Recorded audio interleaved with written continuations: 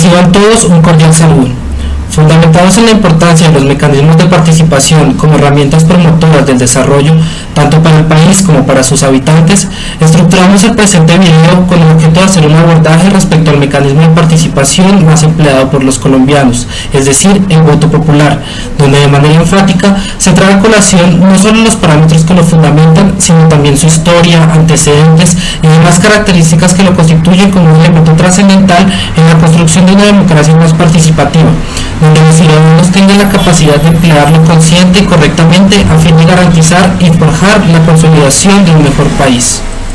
En consecuencia, para iniciar este recorrido, empezamos con el abordaje de la primera temática, es decir, el voto como mecanismo de participación ciudadana. Entendemos entonces que el voto se constituye como el acto que ejercen los ciudadanos en cumplimiento de sus derechos para elegir libremente las personas, es decir, los candidatos que ellos consideren los deben representar dentro de las entidades gubernamentales, acto que está catalogado como un derecho y un deber de los ciudadanos, tal como lo especifica la Constitución Política de Colombia en su artículo 258.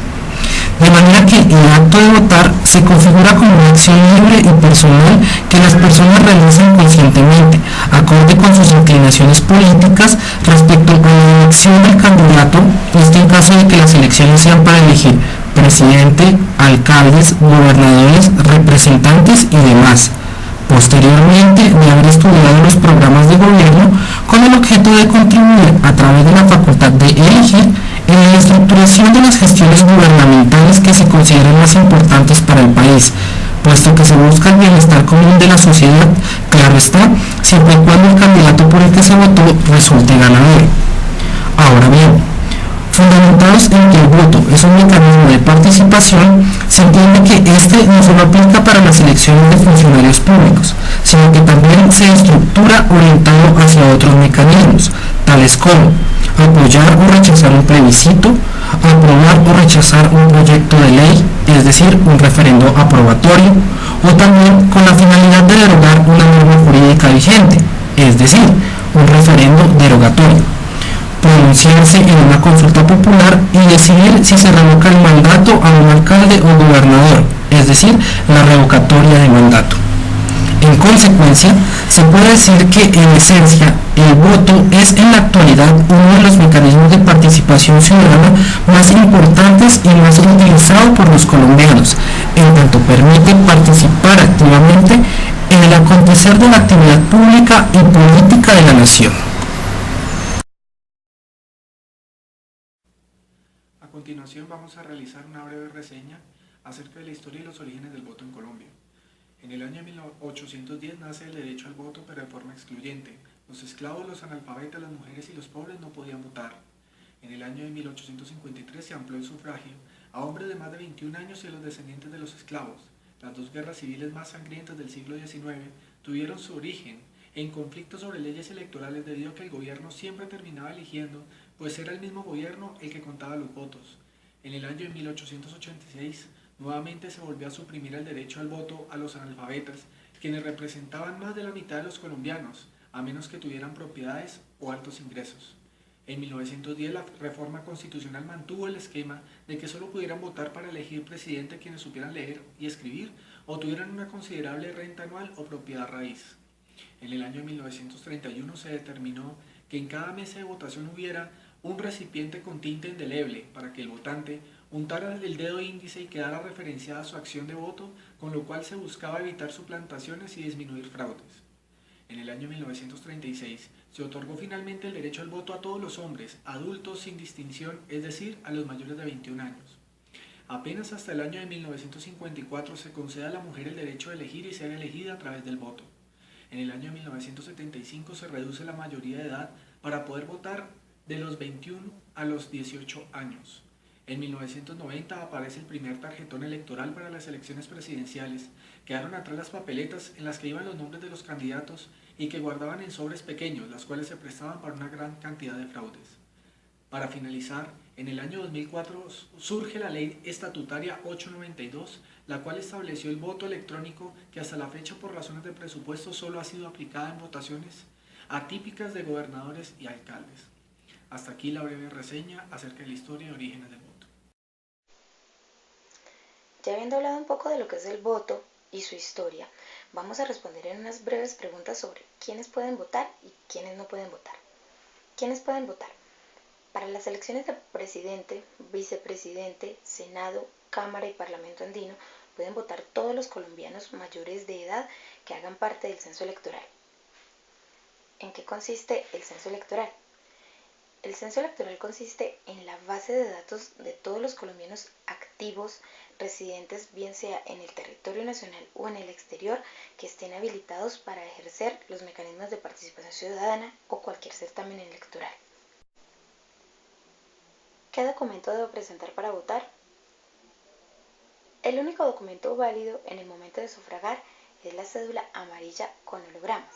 No es válida ni la cédula blanca, ni la cédula café plastificada, y muchísimo menos la contraseña. ¿Dónde puedo votar? Todos los colombianos deben votar en el puesto de votación donde hayan inscrito su cédula previamente o en las sedes consulares para los colombianos que residen en el exterior. ¿Por qué se hace entrega del certificado electoral? El certificado electoral se entrega a las personas que hayan ejercido su derecho al voto, ya que con este se otorgan unos beneficios establecidos en la Ley 403 de 1997, donde allí indica que el voto es un derecho y un deber ciudadano, el cual se debe ejercer. La participación mediante el voto en la vida política, cívica y comunitaria se considera una actitud positiva de apoyo a las instituciones democráticas y como tal será reconocida, facilitada y estimulada por las autoridades.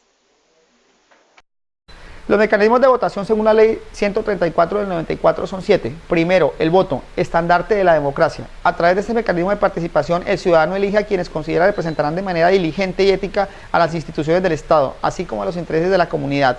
Es la forma de pronunciarse sobre un tema o una decisión. Segundo, el plebiscito.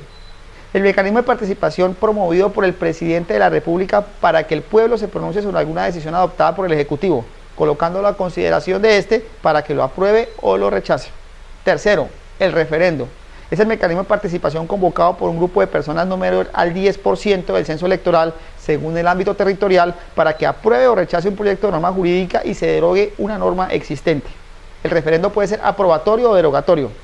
Es importante aclarar que este mecanismo de participación no tiene injerencia en cuanto a normas de carácter tributario ni de relaciones exteriores. Cuarto, consulta popular. Es una herramienta de participación ciudadana de carácter nacional, departamental o municipal, donde la máxima autoridad, presidente, gobernador o alcalde, convoca al pueblo para que se pronuncie sobre una pregunta de carácter general, sobre un asunto de trascendencia territorial, y la decisión adoptada por el pueblo será de carácter obligatorio. Cuando la consulta verse sobre la opción de convocar una asamblea constituyente, las preguntas serán sometidas a consideración popular por ley expresa del Congreso de la República. Quinto, cabildo abierto. Es la reunión de los consejos municipales o distritales y de las juntas administradoras locales donde se abre un espacio para que los habitantes posean participación directa en la toma de decisiones en asuntos importantes para la comunidad. Sexto, la iniciativa popular. Es un derecho de carácter político que le asiste a un grupo de nacionales para que se presenten proyectos de ley o proyectos de acto legislativo en el caso de derogar la Constitución, una ordenanza o modificar una resolución, con el fin de ser estudiados, debatidos y aprobados según sea el caso. Séptimo, revocatoria del mandato. Es el instrumento político mediante el cual el pueblo puede derogar el mandato de un gobernador o un alcalde elegido popularmente. Precauciones, importancia y ética del voto. Uno de los elementos primordiales de nuestra democracia es el derecho de todo ciudadano a manifestar su voto cuando se realizan elecciones para elegir las autoridades del país. El acto de ejercer el sufragio constitucionalmente debe realizarse de manera libre, independiente y secreto. También es muy importante tener conciencia de la importancia y el significativo valor del voto, como también exigir que se respete y no sea manoseado por nadie. Lastimosamente, una gran parte de nuestra población carece del conocimiento real de lo que significa su voto en un proceso eleccionario. Este desconocimiento viene a raíz de la falta de una cultura política capaz de educar a la ciudadanía. Debido a esto, grandes cantidades de electores desperdician el voto al ejercerlo sin ningún razonamiento. simplemente dejándose engatusar por las superficialidades de la intrascendencia pero efectiva propaganda de los políticos, que en muchos casos, como en burdos magos de feria, ofrecen muchas ilusiones. La obligatoriedad del sufragio es acaso una de las condiciones que han experimentado mayor debate a lo largo de las décadas, dado que quienes avalan esta situación fundamentan que su implementación hace más eficaz la universalidad del voto. No obstante, sus detractores creen que al hacer obligatorio el voto pierde su condición de derecho para convertirse en un deber, restando así su condición democrática. De un modo u otro, no puede concebirse a las sociedades contemporáneas sin entender en el día a día la indudable importancia del voto en su conformación y funcionamiento.